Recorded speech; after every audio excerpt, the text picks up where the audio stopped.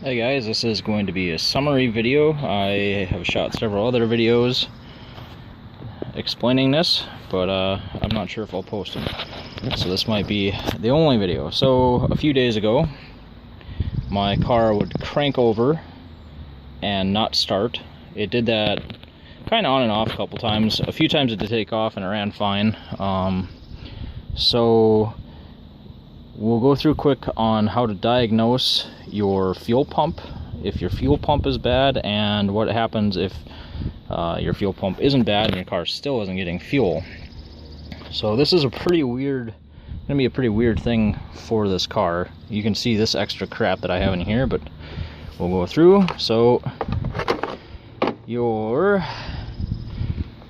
it's listed as IG key fuse, and looks like this guy. Your signal is where the red wire is, and that guy, I'm not using their circuit. I'll explain that in a bit. But if you need to test if your fuel pump is working, you can cheat. You can open up this little guy, and you have to be careful which pin, but it's the pin right at the tip of my finger. If you take that one and use a jumper, so just above, right at the tip of my finger, not that one, that one. You go from that, you jump from that to your negative terminal with your key on. That will activate your fuel pump. You'll hear some gargling nonsense over here if it's working.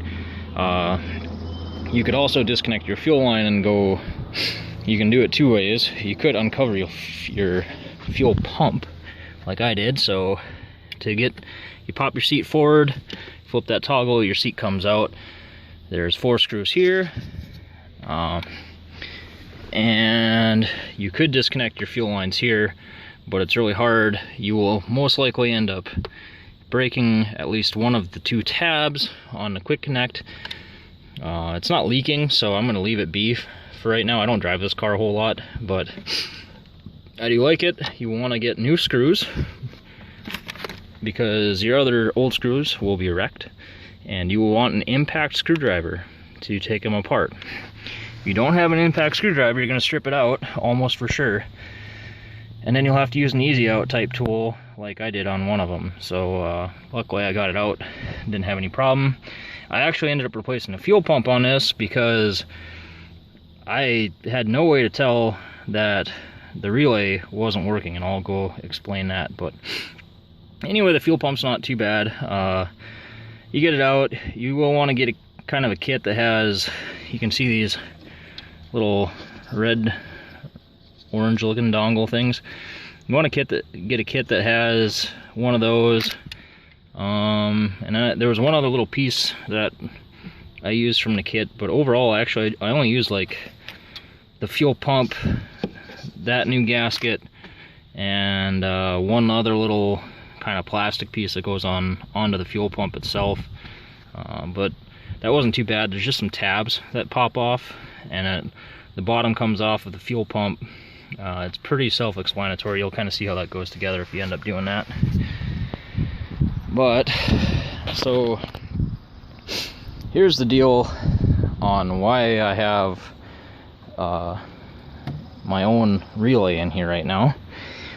So the relay wasn't activating as expected. What normally happens is if you apply power across these 2 terminals, the relay, these 2 terminals, now that you can see it, that'll activate the relay, and then this switch will close between these 2. And that starts your fuel pump and lets your car start.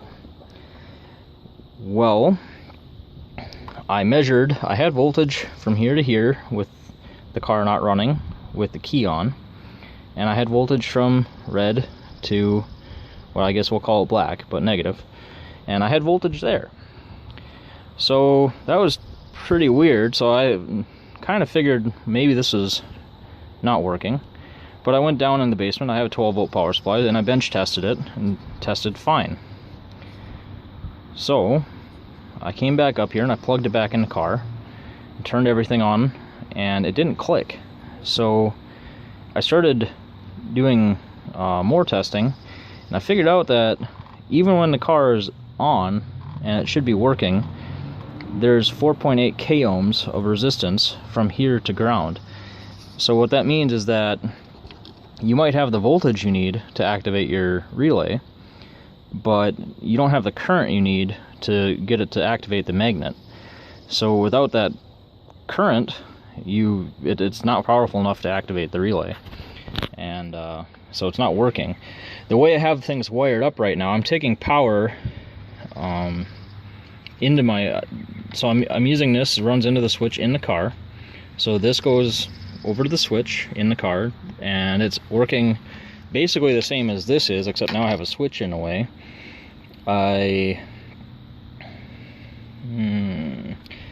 When I close the circuit on the switch, I'm coming back around and I'm tying in here for ground. I have a 15 amp fuse, so it shouldn't burn anything up. And I think this was 99 cents. I did ding up my dash a little bit, but I don't really care. So if I want to turn off my fuel pump now, I can just do that. And my fuel pump is off. So if I'm not gonna wreck anything, okay. Car runs, car dies.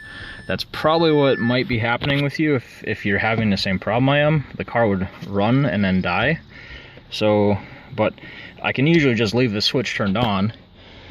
When I did that, you can hear the fuel pump started because I have the cover off of it.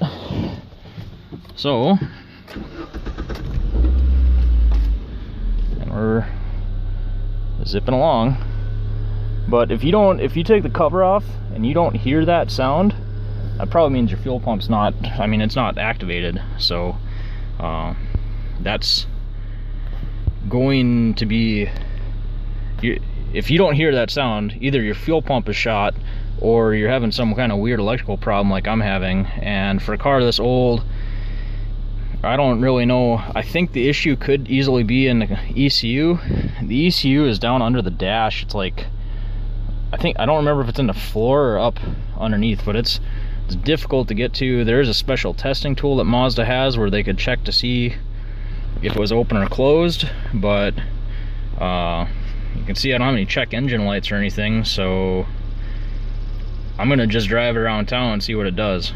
If it keeps working, I'm gonna just leave it as is. It's probably fine. So anyway, good luck. If you have any questions, feel free to ask me. I've been through this car ignition system a lot, and I've been through now the fuel pump system